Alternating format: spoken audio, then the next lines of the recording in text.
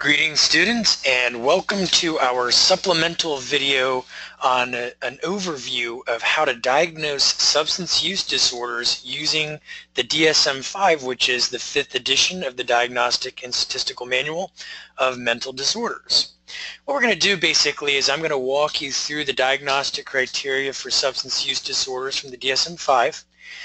Talk to you a little bit about questions that you can ask during a clinical interview that will help you to determine or formulate at least a provisional diagnosis regarding a client's substance use disorder. And then I'm going to show you a brief video segment, and we're going to try and apply the information that I've given you by having you provide a provisional diagnosis for somebody in that video segment based on the information that you see and hear. So first I'm going to show you a resource here. I've got it up on the computer, but for future reference, if you were to go to my website, which is anorton.com, that's anorton.com, and then you were to click on resources and then counselor resource page, and then DSM-5 resource page, you will see that there is a link, if you scroll down, that says DSM-5 Substance Use Disorder Assessment Tool for use by trained clinicians in assessing for substance use disorders using the new DSM-5 criteria. So if you go ahead and click on that link, you will get this checklist. Now I'm going to show you it on a different tab here just because I've enlarged it so it'll be a little bit easier for you to see some things on it. I'm going to use this tool to walk you through the diagnostic criteria, and I basically created this when the DSM-5 first came out for my own use so that it would be a little bit easier for me until I got accustomed to the new DSM-5 criteria during clinical interviews. I'm going to start off by pointing out that a substance use disorder, the very first requirement for a substance use disorder diagnosis, is that a client has a pattern of substance use leading to clinically significant impairment or distress. Now, if we just stop right there, as you see here in this first paragraph, a few key words. One is it is a pattern of substance use. So, if you have a client who uses a substance maybe once and then something bad happens, or they use it a very small number of times and something bad happens, that is not necessarily a substance use disorder. You have to really have a pattern of use. There has to be some recurrent use despite certain symptoms. So the second part is that substance use leads to clinically significant impairment or distress. Let's start with impairment. Impairment, we basically mean that the substance use is creating difficulties with the person's ability to function in the context of the real world in their environment. And distress is that they are experiencing suffering, negative consequences, that sort of thing connected to their substance use. They do not have to have both impairment and distress, but that's almost always the case, I think. And then the phrase clinically significant infers a judgment on the part of the clinician for whether or not this impairment or distress is significant enough to be considered for a substance use disorder. Well, how do we decide if something's clinically significant? Well, one guideline we use is that we are looking for at least 2 of the following symptoms occurring within a 12-month period. So if you have one of the symptoms of these 11 that happens today, but then you have a second symptom, but it happens 2 years from now, and you haven't experienced the first symptom during that year, 2 years from now, then you still don't have a substance use disorder because you had one symptom and then a couple years went by, you no longer had that symptom, but then you had another symptom. So you didn't have 2 symptoms in the same 12-month period. So basically we're establishing sort of a minimum threshold for the problems connected to a substance to be considered clinically significant. Now, a little note here. my guess is that all of you have been trained on the DSM-5 versus the DSM-4-TR, the fourth edition of the DSM, but just in case, I know I was originally trained with the DSM-3 and DSM-4. In the DSM-4, we actually had two separate diagnoses for substance use disorders. One was substance abuse and the other was substance dependence. Substance abuse had 4 symptoms. You had to have at least one of 4 symptoms that could occur within the same 12-month period. And then you had substance dependence, which would require at least 3 out of 7 symptoms occurring in the same 12-month period.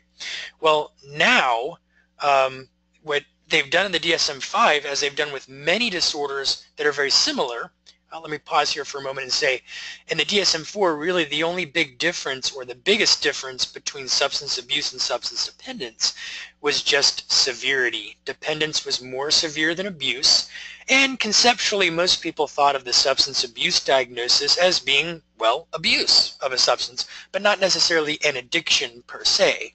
Whereas most people would think of the substance dependence disorder, or substance dependence diagnosis, the more severe of the two disorders, to be addiction. Again, you are accustomed to hearing me say from previous lectures that addiction is occurs when somebody repeatedly engages in a pattern of behavior that activates reward circuitry in the brain despite significant negative consequences in major life areas. In other words, I keep engaging in this behavior over and over again despite significant problems. And that's a way to conceptualize addiction. So in the DSM-5, anytime that you have two diagnoses that vary only by severity, you will tend to see that those two diagnoses are merged together into one disorder, and then they will create some kind of a spectrum that you can use to denote how severe maybe the disorder is. And in the case of substance use disorder, we now have 3 levels of severity: mild, moderate, and severe. You'll see that at the bottom of this checklist, and we'll go into this in more detail in just a moment, so this will all start coming together then. But a mild substance use disorder is basically equivalent to what we used to think of as substance abuse in the DSM-4, and a moderate or severe substance use disorder would be what we used to think of as substance dependence in the DSM-4. Those 11 symptoms from abuse and dependence were merged together into one substance use disorder, and then we created a spectrum of severity based on the number of symptoms that somebody would have in the same 12-month period. But also, we dropped a symptom from the DSM-4 and we added a new one. So we still have 11 symptoms, but they're not quite the same 11 symptoms that we had in the DSM-4. Specifically, we added the symptom craving, a strong desire or urge to use a substance. Go figure, that was never in the DSM until the DSM-5. And we dropped a criterion which was recurrent use despite substance-related legal problems. And the reason that criterion was dropped, there are a few reasons for it. One is that legality is sort of an entirely different issue from what is clinically relevant. You know, hypothetically, for example, let's say that today a law was passed in my county, Pinellas County, that people could no longer wear pink shirts. Well, if you got arrested then tomorrow for wearing a pink shirt, that doesn't mean that you have some kind of clinical problem. That could just mean that a stupid law was passed. So they really wanted to divorce what is clinically relevant from what is a matter of legality. Also because, frankly speaking, it's not culturally sensitive to include that criterion, because we know, for example, if in the school nearest to my house, if there was a young black male walking down the sidewalk who had marijuana in his pocket, the probability that he's going to be stopped and questioned by police and perhaps charged with something, there is evidence to suggest would be a higher probability than if he were a white male walking in the same neighborhood. There are people who do not believe that is the case, but there is evidence that that minority groups in some areas anyway are more likely to be stopped. Similarly, or conversely, when I used to do police ride-alongs for about 4 years, I did police ride-alongs in the city of St. Petersburg in the 90s, and there were some neighborhoods that were predominantly black neighborhoods that if police officers were to see a white male in that neighborhood late at night, they would think something might be up here. This guy might be here to buy drugs, and that white male might be more likely to be stopped. So, so context certainly means a lot here. But the second, another reason why that criterion was dropped is that anytime that somebody met that criterion, they had recurrent related legal problems, they're going to meet other criteria that are on this list. For example, let's say that I get an arrest in January for disorderly intoxication because I'm at a bar and I make a scene while I'm intoxicated. And then let's say that 6 months later I get arrested for a domestic battery, and I was under the influence at the time that I engaged in that act of battery, which is to intentionally strike or harm a victim against their consent in the state of Florida. And let's say that it's unlikely that I would have gotten that domestic battery charge had I not been under the influence of a substance, because I would have been in better control of my behavior, and this is not normal behavior for me. I've got 2 substance-related legal problems in the same 12-month period. But guess what? I also meet the criterion for recurrent use despite social or interpersonal problems known to have been caused or exacerbated by the effects of the substance, because my alcohol consumption is making it hard for me to get along with people in a society. Similarly, if I have 2 DUIs in a 12-month period, or even 1 DUI for that matter, chances are I've driven under the influence in an impaired state several times, so I probably also meet the criterion for recurrent use in physically hazardous situations. The most common way that people will meet that symptom is through driving under the influence. So as you can see, if I meet what used to be that substance-related legal problems criterion, then I probably meet other stuff on this list anyway, so it really doesn't serve any predictive validity by itself. So let's go through these 11 symptoms. Like I said earlier, we've got a pattern of use leading to clinically significant impairment or distress is manifested by at least 2 of the following occurring within a 12-month period. So what are those things that we have to have at least 2 of? Symptom number 1 is that these substances often taken in larger amounts or over a longer period than was intended. Now let's look at a few keywords here. One word is the word often. Often does not denote once or twice, but probably several times. It's a recurrent experience. Now, I'm often taking larger amounts. So that could be, I'm only going to have a couple this time. A couple literally means 2. But I had 10. And that's kind of a pattern for me that I will set out to have a smaller number than I actually end up happening. That happens multiple times in the same year. Another key word is the word or, because some people look at criterion A and they say, well, I've got to both be taking larger amounts and I've got to be taking over a longer period than is intended, so I can't have that criterion. But actually the verbiage is or, so it only takes one or the other. So even if I haven't been taking it in larger amounts than intended, if I've been spending a lot more time doing it than I've intended to, then that could still suffice for meeting this criterion. So let's say that I promise my significant other that when I go to the bar with my buddies tonight, I'm only going to be 2 hours, but I pulled another all-nighter, and that's become a pattern for me. That would be an example of meeting this symptom. So when you're doing a clinical interview, of course, you have to ask lots of variations of questions to find out if this symptom is being met. You've got to ask questions like, how often is somebody doing this, and how much time are they spending doing it, and do they intend for it to be that much?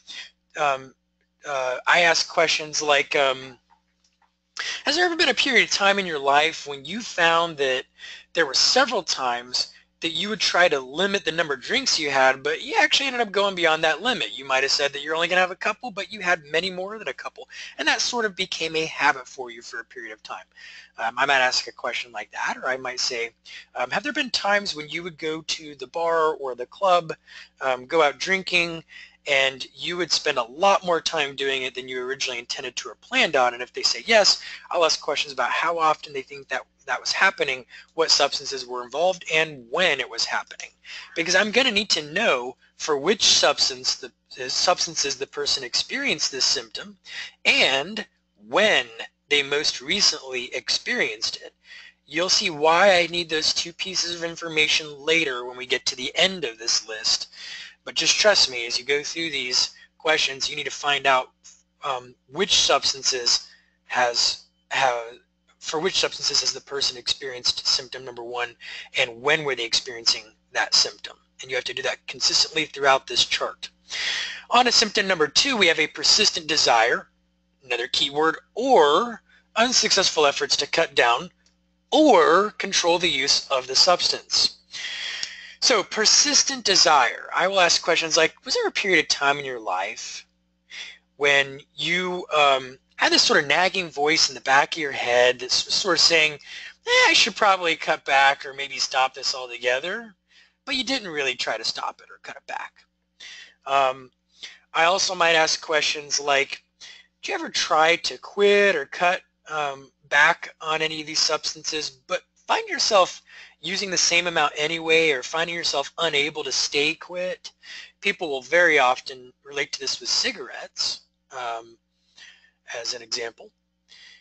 So again, we have keywords here, or I'm either I've got a persistent desire or unsuccessful efforts to cut down, or I've got a persistent desire or unsuccessful efforts to control. And again, desire or efforts, either one can meet the criterion. Third symptom is a great deal of time is spent in activities necessary to obtain the substance, use the substance, or recover from its effects. I tell people, was there ever a period of time in your life when you took the amount of time that you'd spend getting the substance, the time you'd spend preparing it, using it, being under the influence of it, or maybe recovering from it, like nursing a nasty hangover, that it was absorbing an awful lot of your time? And if they say yes, I'll ask a bunch of follow-up questions to get some more information about that. The fourth symptom is craving, or a strong desire or urge to use this substance, which is, I think, pretty self-explanatory.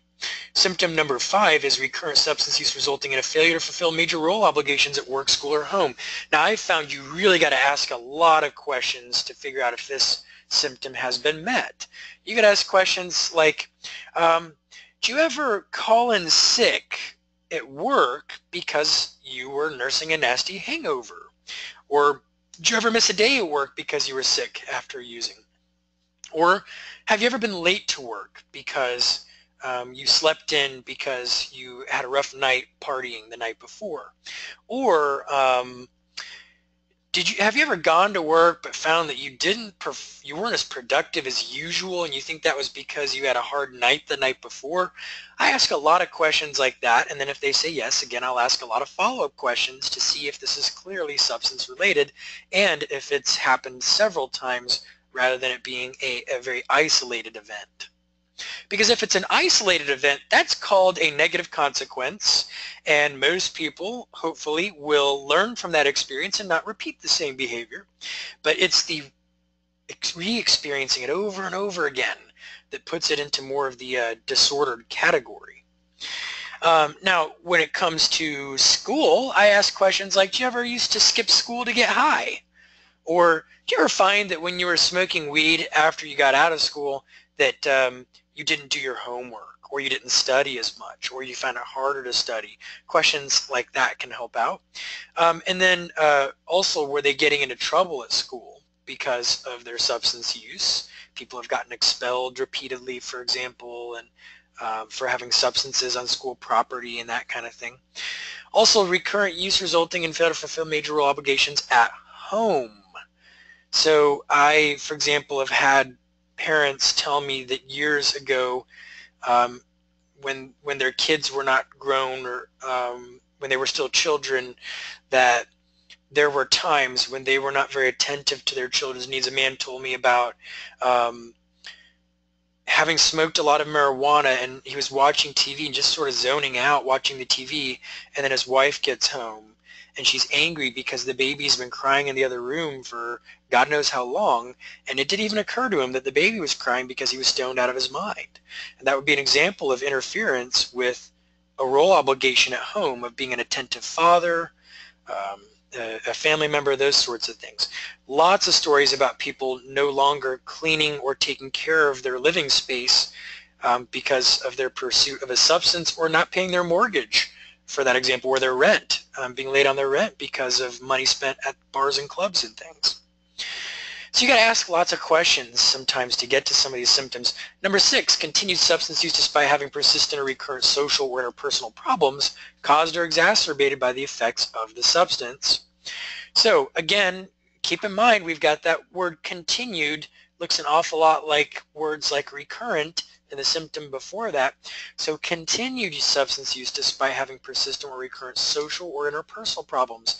So I brought up examples before about, a lot of people will get into arguments either while they're under the influence that they probably wouldn't have got into had they not been under the influence, or they might get into arguments because of their substance use, because of the money they spent, or they did something wrong while they were under the influence. A lot of people will participate in infidelities, really, in a relationship when they're under the influence of a substance, and that will create breakups or at least tension in relationships.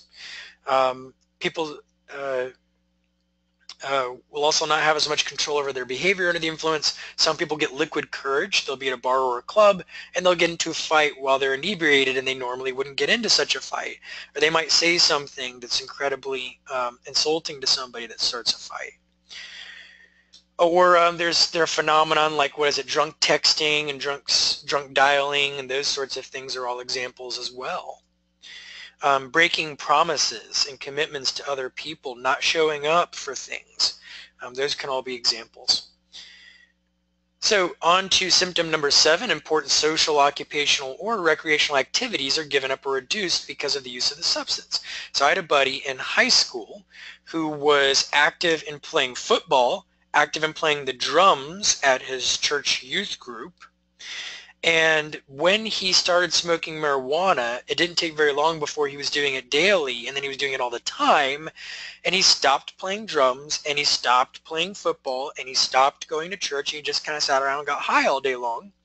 Now, when I tried to point out to him, I think your daily marijuana use has something to do with this, it just went right over his head. He, of course, didn't think that could be possible. But to everybody else in his life looking in, he's just sitting around in a lethargic state all the time, not doing anything like he used to. It's pretty clear to us that the daily marijuana use has something to do with it. But one of the problems with being under the influence of marijuana is that people do not draw the connections that they would draw in a sober state or an abstinent state. Their brains do not work as well. Many structures in their brain are not functioning on full circuitry, so to speak. So they're not going to draw those connections. A woman once told me that for her, Sunday morning, she did yoga religiously, and that was sort of like her version of going to church. She said that as she started drinking on Saturday night, she stopped going to yoga on Sunday mornings. A young adult once told me that when he quit smoking cigarettes, he started jogging or at least walking daily. But when he started smoking again, he stopped jogging or walking daily. All kinds of examples of people cutting back on important activities in their life because of their use of a substance. And again, it can be social activities, occupational or recreational activities. They're becoming more withdrawn or isolated, or they're no longer engaging in some of the meaningful life activities that they would engage in had they not been using. The 8th symptom is recurrent substance use in situations in which it's physically hazardous. Now again, I mentioned earlier, the most common way that you'll see this is driving under the influence of a substance. Again, the keyword's recurrent. Now note, nothing horrible has to happen. You don't have to get into an accident or get a DUI. All you got to do is do it several times when you're impaired, and that is by itself enough for this symptom to have been met. And keep in mind, for the average person that gets a DUI arrest, I forget the exact statistic, but for the average person who's been arrested for a DUI, they've driven under the influence many, many times and not gotten a DUI. So the probability that somebody has a DUI and doesn't meet this criterion is extremely low. You would almost assume it to be the case when somebody has a DUI arrest, especially when you know it was legitimate. You have like an alcohol level as an example. Then it's unlikely that they haven't met this criterion, although still possible. But there are other examples. Had worked with a 16-year-old one time that admitted that when he was high, he thought it would be a bright idea to grab his dad's gun, take it out into a wooded area nearby the house and start shooting at things with it. He was engaged in a physically hazardous behavior while under the influence of a substance. In fact, when you look at marijuana-related deaths, they're almost always because somebody did something stupid while they were impaired and not thinking as clearly. It's not that they're overdosing on marijuana or that sort of thing. It's that they're not making good decisions. Another example could be doing things like, I suppose, bungee jumping, anything that can be physically dangerous while they're in an impaired state. Symptom number 9 is the substance use has continued despite knowledge of having a persistent or recurrent physical or psychological problem that is likely to have been caused or exacerbated by the use of the substance. So here we look at physical or psychological problem. That's something key. So this can be, I ask people questions like, has there ever been any kind of physical or medical problem that you know of that you think either was caused by your use of a substance or maybe it was made worse by your use of a substance? I'll ask about injuries that people might have experienced while they were in an impaired state. They don't think they would have experienced if they were not in an impaired state. Lots of falls and things like that happen when people are under the influence of certain substances. But also medical problems. Some people have asthma or chronic bronchitis. With chronic marijuana smoking and tobacco smoke, you're often going to see more phlegm production and wheezing and coughing, and more cases of sinusitis. So those are all examples of physical problems that could have been caused or made worse by the use of a substance. Obviously, there are more severe problems: cirrhosis of the liver, lung cancer, emphysema. Any of those things would of course count, but also psychological problems. And here's where you got to get outside the box. We're not just necessarily talking about mental disorders here, like, gee, I'm feeling depressed, I drink, and I get even more depressed. That's an example I'll frequently give people when I'm asking lots of questions to see if this symptom has been met. Anxieties, a lot of people will use something like even marijuana in some cases, but cocaine and amphetamines, and they might actually get a burst in anxiety. A lot of people will use a substance, feel less anxiety, but the next day they feel more anxiety or depression because of the substance use, and that would be an example of the symptom having been met. But even I keep getting arrested over and over again, and every time I get arrested, that creates a lot of stress or a lot of anger or a lot of resentment or a lot of depression or a lot of grief or a lot of anxiety, and yet I don't stop my behavior and I keep getting arrested over and over again for drug-related problems anyway. That would also be an example of the symptom being met. So there are so many ways that somebody could meet this symptom, and it helps to ask a lot of questions to try and get at this symptom. Moving on to symptom number 10, we have tolerance, and the DSM gives you 2 different ways to define tolerance. One is a need for markedly increased amounts of the substance to achieve intoxication or the desired effects. So in other words, I need to use more and more of this substance to get the same feeling that I used to get from less, which is exactly how I ask people. I ask them, has there ever been a period of time in your life when you were noticing that it would take more and more of a substance to get the same effect you used to get from less? Like, for example, maybe it takes you 3 or 4 beers in an hour to get the same feeling you used to get from 2 beers in an hour. The second way, though, to define tolerance is that there is a markedly diminished effect with continued use of the same amount of the substance. So the person isn't using more, they're just getting less of a feeling or effect or euphoria or high from the same amount they've always been taking, even if they haven't changed their behavior in terms of the quantity that they're consuming or the frequency. The 11th symptom is withdrawal. And the thing about withdrawal, there are again 2 different ways to define withdrawal. One is the characteristic withdrawal syndrome for the substance. Well, what is the characteristic withdrawal syndrome? If you look in the DSM, you'll see for every category of substances in the DSM, they give you what the withdrawal symptoms would look like. So you have to figure out if they've experienced that. Or the second is, well, they haven't experienced withdrawal because they keep taking it in order to relieve withdrawal when they start to experience it or to avoid withdrawal. You know, somebody's smoking cigarettes daily and they've developed a tolerance to, or not a tolerance, but they've developed the symptom withdrawal. It can look like they're still smoking every day, but when they've gone for a little while without smoking, like they wake up in the morning, they're craving it and they're maybe anxious or irritable, that those can all be signs of withdrawal from tobacco. Now you have to, one way that I like to ask questions about withdrawal is I'll just ask them, was there ever a period of time when you were taking a substance daily or almost daily? And then you stopped or you went for a little bit without it, but things kind of went haywire in your brain or body, or you weren't feeling very good, or something unusual was happening and you felt imbalanced. And if they say yes, I'll ask lots of follow-up questions to try and see if this criterion has been met or not. Now let me pause here with these 11 symptoms before I go on to the next part of formulating your diagnosis, and just point out, if you look in the DSM here, we're going to, let's see here, where do I have it actually? Then we're going to find it under substance use disorders in general. It should talk about how substance use disorders in the DSM-5 are actually organized into 4 different categories. I believe you will see that right here. It's going to be in this paragraph, criterion A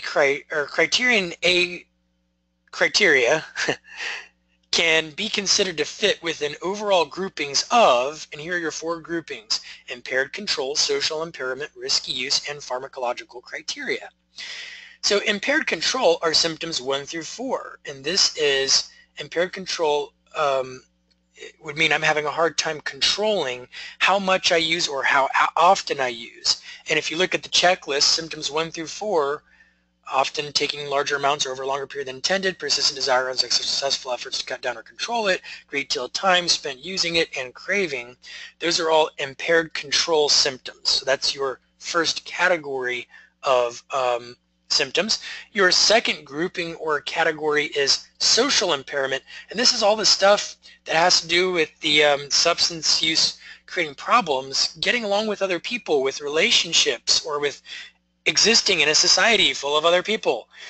So you will see symptoms like recurrent use resulting in failure to fulfill major role obligations at work, school, or home, persistent or recurrent social and interpersonal problems, important social, occupational, recreational activities. Now we get to the next grouping, and the next grouping is going to be risky use, which would be your symptoms number 6. I'm sorry, let's see here, not 6, 8 and 9 actually. So if you go back to symptoms 8 and 9, we've got a recurrent use in situations in which it's physically hazardous. Okay, that's risky use. And continued use despite physical and psychological problems, that's risky use as well. And then finally, 10 and 11 are the final grouping, which we call pharmacological criteria. That's the tolerance and withdrawal. Now again, somebody doesn't have to have all 11 of these symptoms. In fact, they don't even have to have symptoms in all 4 of those groupings. All they have to do is have at least 2 symptoms out of these 11 in the same 12-month period. That is it. And if they have at least that, then they at least have a mild substance use disorder, which brings us to the next 3 boxes here where we determine severity of the substance use disorder. If, let's say that with the substance alcohol, the person said that symptoms 1, 2, and 5 had been met in within the past 12 months. Well, that's 3 symptoms, so that's going to be a mild substance use disorder for alcohol, or a mild alcohol use disorder. Now, if for cannabis or marijuana, they experience tolerance, withdrawal, let's see, symptom number 8, use in physically hazardous situations, and let's go with number 5, resulting in a failure to fulfill major role obligations. That's 4 symptoms, and we would have a moderate substance use disorder. You would check off moderate, and you would write marijuana or cannabis here actually, or I use the clinical abbreviation THC, which is the main psychoactive ingredient in marijuana, delta-9 tetrahydrocannabinol. So your second job after determining which of those 11 symptoms have been met during the same 12-month period and for which substances, and well, just with those 2, then we move on to determining which level of severity based on the last 12 months of meeting diagnostic criteria, how many symptoms had occurred. That's going to give you severity. But now you're not done yet. You get to look at these next 2 items here and figure out, is the person in remission? Well, remission is defined as going for at least 3 months, but under 12 months, or early remission anyway, is at least 3 months, but under 12 months of none of these 11 symptoms happening, except possibly craving. That is the only exception.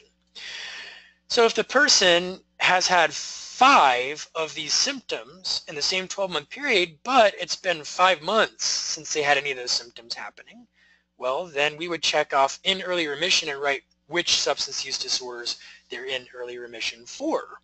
But let's say that they actually have gone for 2 years without drinking and therefore have not had any of the symptoms connected to an alcohol use disorder in the past 12 months, with the possible exception of craving. Then we would have in sustained remission because it's been at least 12 months since they had any symptoms. Now, there is no such thing as no longer having a substance use disorder. Once you have it, you always have it. You're just in remission if it's been at least 3 months without any of those symptoms. So it is considered a permanent diagnosis that once somebody has developed that chemical dependency, that it's essentially, we think of it as there is an underlying brain abnormality, and that abnormality is not going to go away. That susceptibility to the problem will not go away just because they're changing their behavior. It's much like cancer. You can go from having cancer to getting chemo or other types of treatment, no longer having detectable cancer in your system, but you still have underlying cell abnormalities that put you at risk of relapse. So we don't say we've cured the cancer, we say that you are in remission. And it's the same way with substance use disorders. Now you're still not done yet, because now you get to figure out if either of these two things apply. The first thing is in a controlled environment. So this would be like, let's say that it's been 12 months and they haven't had any of those 11 symptoms, but they are incarcerated and it's really hard to get access to the substance in jail or prison, or at least it's harder than it is out on the streets. Well, then you would tack on to the end of your diagnosis in a controlled environment so that it's clear that maybe part of why this person's in remission is because they're in a controlled environment. Now, I forgot to mention real quick, as far as remission goes,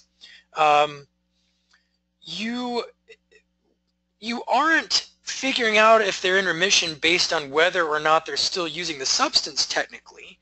It's whether or not they're meeting any of those symptoms. Theoretically, somebody could still be using a substance, but because it's been at least 3 months without any of the symptoms, those 11 symptoms, they're in early remission. Now, that's a rare thing, but it does happen sometimes. So that's how you're judging remission, not by are they still using, but it's by are they experiencing those symptoms. Finally, you have on maintenance therapy. You would tack this onto the end of your diagnosis if the person is taking a prescribed agonist medication and none of the criteria have been met for that agonist medication except symptoms 10 and 11. So think, for example, of somebody who's on Suboxone. If they're on Suboxone maintenance and they're not experiencing any of these first 9 symptoms for at least 3 months while they're on Suboxone, but of course they still have tolerance and withdrawal. If they were to stop taking the Suboxone, they'd go through withdrawal. You could still say they're in remission, but you would say you would tack on to the end of your diagnosis on maintenance therapy. Now, this does not apply when the person is using beyond their prescription. So I've had cases where somebody's being prescribed something like their Suboxone, but they're also taking additional substances and they're experiencing maybe the tolerance and withdrawal because of that. Then you might actually be able to count those symptoms when they're not using it as medically instructed. Another little side note here is that symptoms 10 and 11 are not applicable if the client is using any of these 3 classes of medications as prescribed consistent with the physician's orders. Sedatives, hypnotics, anxiolytics, most commonly you'll see benzodiazepines like Xanax or alprazolam, clonazepam or Klonopin, those or Valium. You know, I've talked to you guys before about how I'm not a fan of regular use of those types of medications, and I'm never a fan of them being used for people who have diagnosed substance use disorders, but it is happening out there, and there are times when people will be prescribed a benzodiazepine and they will, because they're taking it regularly, eventually develop tolerance and or withdrawal. but we cannot count that as a symptom of a substance use disorder if they're taking it consistent with the physician's orders. Now, if they're combining it with other synergistic substances, or they're taking it more frequently or in greater quantity than prescribed, or they're operating machinery while they're using it, those things can all still count. But it's when people are taking as prescribed that we don't count that. Opioids, which we're going to see a lot, unfortunately, with chronic pain patients, hydrocodone, oxycodone, Vicodin, Percocet, Dilaudid. Stimulant medications like methylphenidate or Ritalin, Adderall for ADHD. You know, again, if it's being taken appropriately, then we're not going to count those sorts of things. Now, because of all these add-ons, you can end up with some pretty complex diagnoses sometimes. So let's take an example here. Let's look at, I'm just going to do a keyword search here in the DSM for apparently nothing, because it won't let me do a keyword search all of a sudden. In fact, it's kind of frozen right now. So, never mind that, but you could actually end up with a diagnosis like opioid use disorder, comma, severe, comma, in sustained remission, comma, let's go with on maintenance therapy. So what do you know? You know from this diagnosis that the person has an opioid use disorder, that it is severe. So in the last 12 months that the symptoms were met, they had at least 6 of those 11 symptoms in the same 12-month period, and maybe as many as 11. You know that they're in sustained remission, so they've gone for at least 12 months without experiencing any of those 11 symptoms except possibly craving, except now we tack on maintenance therapy. So you know they're on something like Suboxone or Methadone. So actually there could also be tolerance or withdrawal, but we wouldn't count those as not being in remission. So you know all that just from looking at one diagnosis. Similarly, you could have something like, oh, alcohol use disorder, moderate, in early remission in a controlled environment. So what do you know? You know that the person had at least 2 symptoms in the same 12-month period because they have an alcohol use disorder, but you more specifically know it's moderate, so they had 4 or 5 of those symptoms in the last 12 months that symptoms were met. And you know they're in early remission, so you know that it's been at least 3 months since they've had any of those 11 symptoms except possibly craving, but it has been less than 12 months. But you also know that they're in a place where they have restricted access to substances. It'd be harder to get substances than usual. So if they weren't in that controlled environment, who knows if they'd really be in remission under those conditions. And then let's just give something, oh, let's go with cannabis use disorder mild. So that lovely easy one just tells us this person had 3 or 4 symptoms of the 11 symptoms of a cannabis use disorder, and within the past 12 months they're not in remission. So you can tell with the DSM-5 you can get an awful lot of information from one diagnosis because of all of these course modifiers and specifiers that you can tack on to the end of a diagnosis.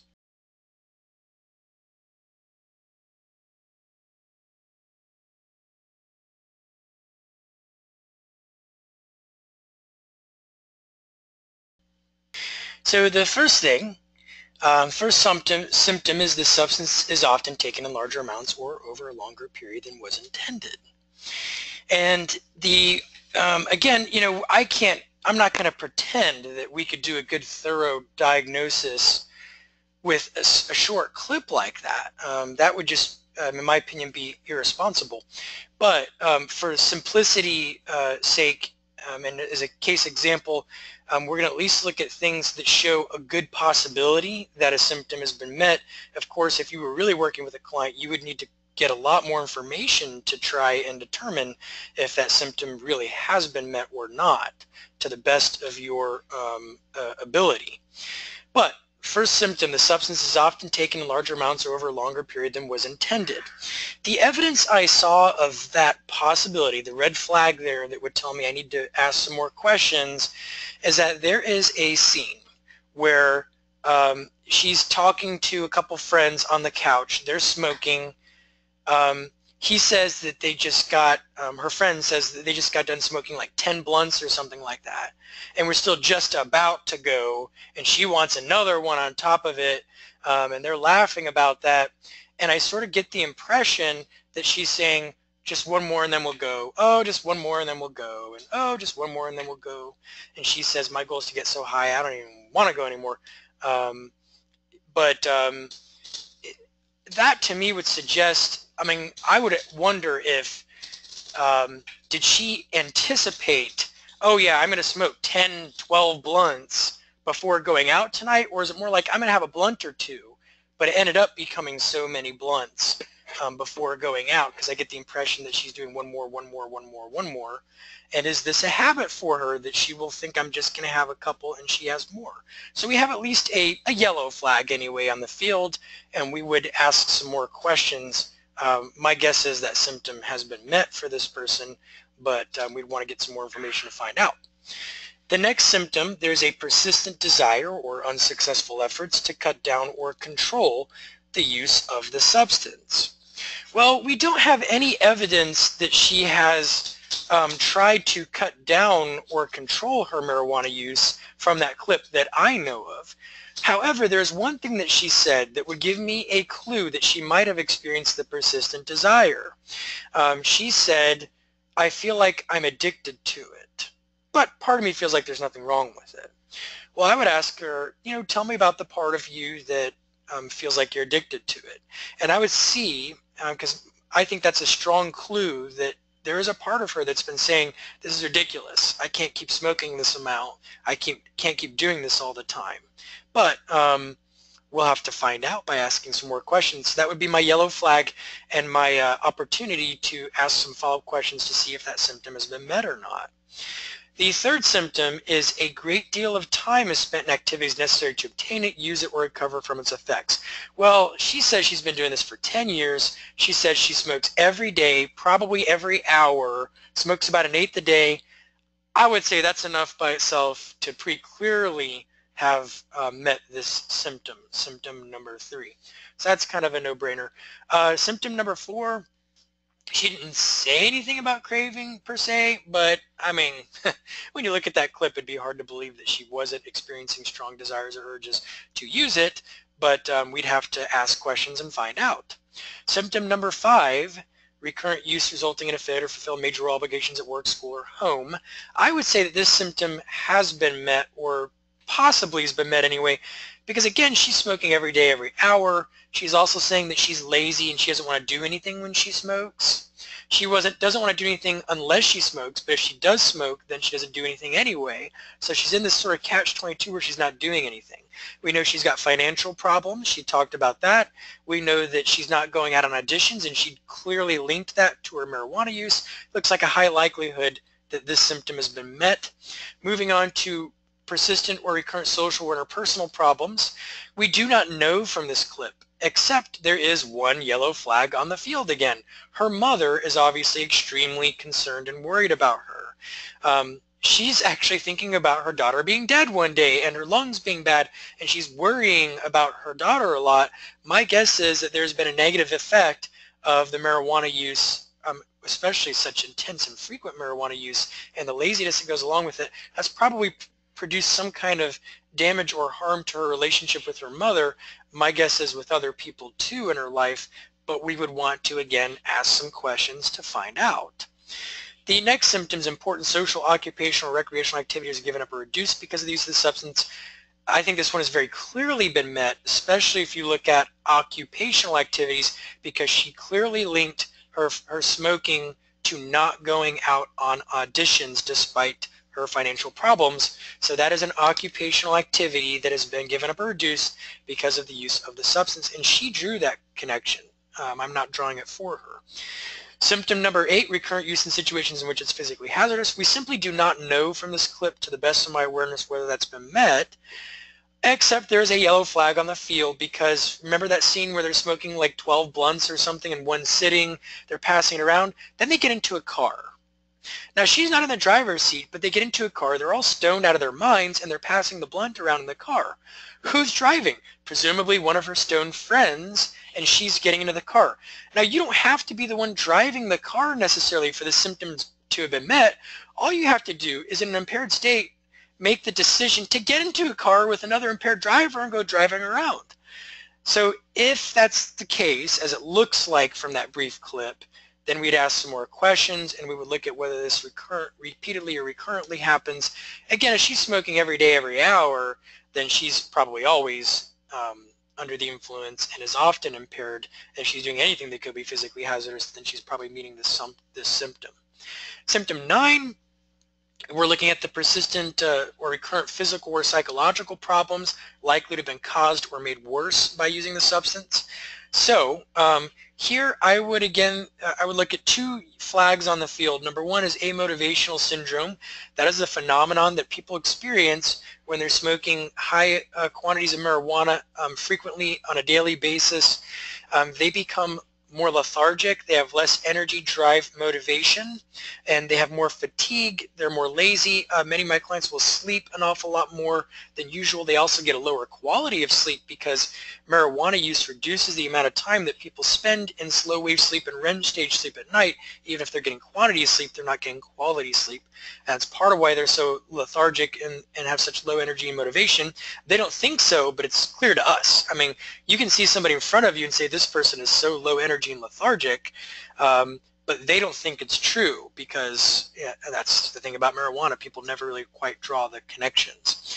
But also one of the sites in the brain that has a large concentration of CB1 receptor sites that THC molecules can bind to is the hypothalamus, a regulation center in the brain, or at least a section of the brain that plays a key role in regulation of many different processes, including motivation, energy, drive, enthusiasm, those sorts of things.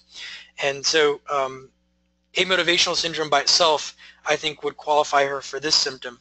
However, we'd also ask questions about the coughing that the mother's talking about and the not being able to breathe with all the smoking, and we would want to do a medical workup and see if there are any respiratory problems that are likely to have been caused or made worse by the effects of the substance.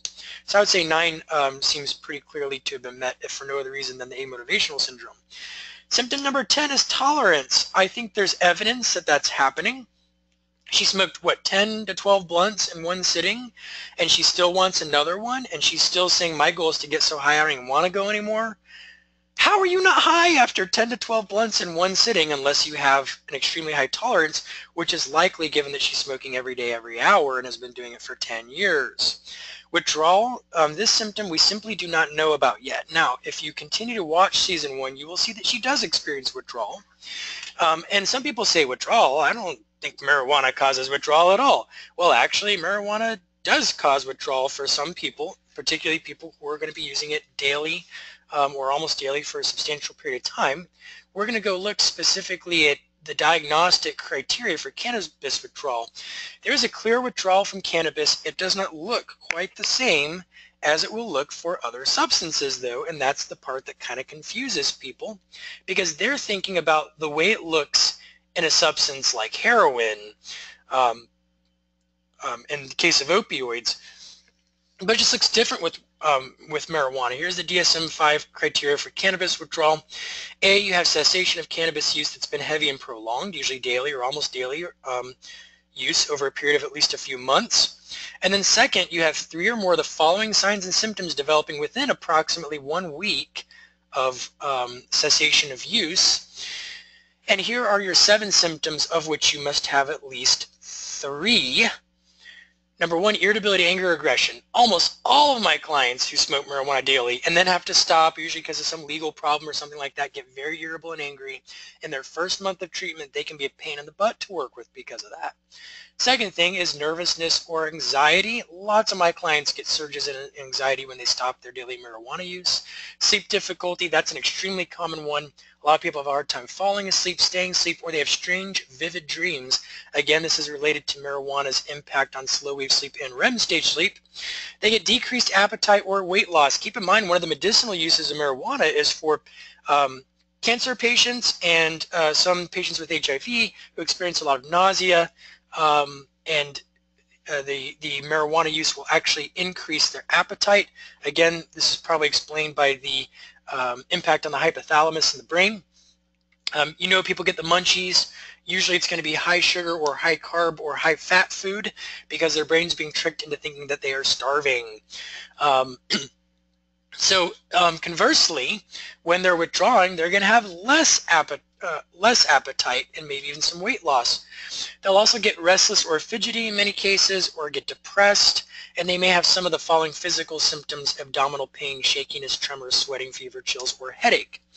The good news is these things tend to go away within about a month, actually, of cessation of use. So during the first month, people are telling me, oh my gosh, if this is life without marijuana, I don't want to live. This is ridiculous. But once they get past about a month or so, they're telling me, wow, it's like I had my head in the clouds all these years, but I didn't know that I was in a cloud because I hadn't seen a clear sky for so long to know what it's like. And they're usually feeling great. So the good news is that they can get past that month or so, then they're going to be usually liking the way that life is without their marijuana use. At least in my experience, that is usually the case. So we do not know if withdrawal has been met for this particular client, but I would say there's a high probability, and later on that does end up being the case as you watch the season. Definitely 6 or more symptoms have been met. I know some of them are iffy, but almost all of the 11 symptoms were met. At least most of them, we at least had a yellow flag on the field, and some of them we knew for sure. High probability that this person's diagnosis is going to be cannabis use disorder, severe. We are not going to tack on any other specifiers because she's not in remission, she's not on maintenance therapy, and she's, well, actually she is in a controlled environment, so we could actually tack that on to the end because she is now in residential treatment in this video clip. So she's going to have restricted or limited access to substances. Okay, so this is sort of the short version for how you diagnose substance use disorders using the DSM-5. For my students who are watching this, you now can move on to then the case example George, a case with alcohol use, and you can use this checklist to try and formulate a provisional diagnosis, a diagnostic impression on George and his alcohol use. You guys have a great one. We'll see you next class.